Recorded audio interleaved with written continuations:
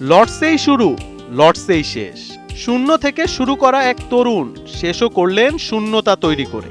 21 বছরের যাত্রায় নিজেকে নিয়ে গিয়েছেন এমন উচ্চতায় যে তার অভাব অনুভূত হতে বাধ্য ক্রিকেট। হয়তো ইংল্যান্ডের জাতীয় দল তার শূন্য স্থান পূরণ করে নেবে, তবে আরেকটা জেমস মাইকেল অ্যান্ডারসন তৈরি কি হবে?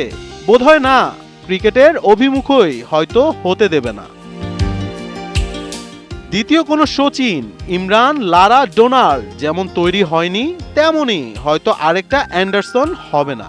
মসৃণ রান আপে সুইং বোলিংয়ের অনুপম শিল্পী হয়ে ওঠা জিমি শৃঙ্খলা, নিবেদন ও নিষ্ঠায় নিজেকে এমন উচ্চতায় তুলেছেন যে বর্তমান বাস্তবতায় আর কোনো পেসারের তার মতো হওয়া সম্ভব নয়।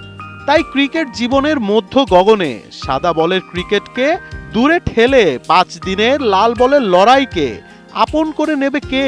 এত সাহস কি কোনো পেসারের আদৌ আছে?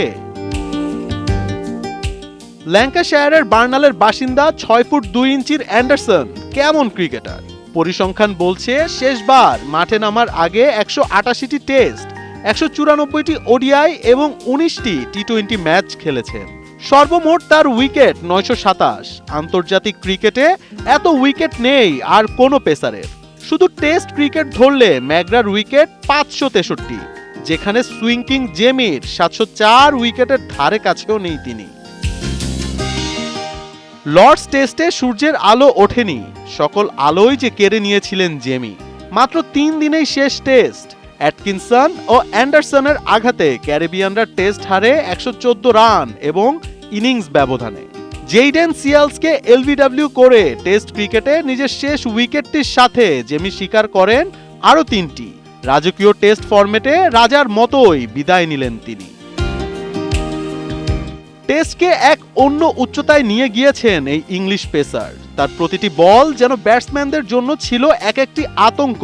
বাঘা বাঘা ব্যাটসম্যানরাও তার সুইংয়ের সামনে করেছে মাথা নত। জেমির বিদায়ে হয়তো অভাগাই পরের প্রজন্ম। টেস্ট ক্রিকেট যদি কোনো মহাকাব্য হয়, তবে অ্যান্ডারসন কবিতাটাই কাব্যের সবচেয়ে সুন্দরতম। মোহাম্মদ আদনান, 71।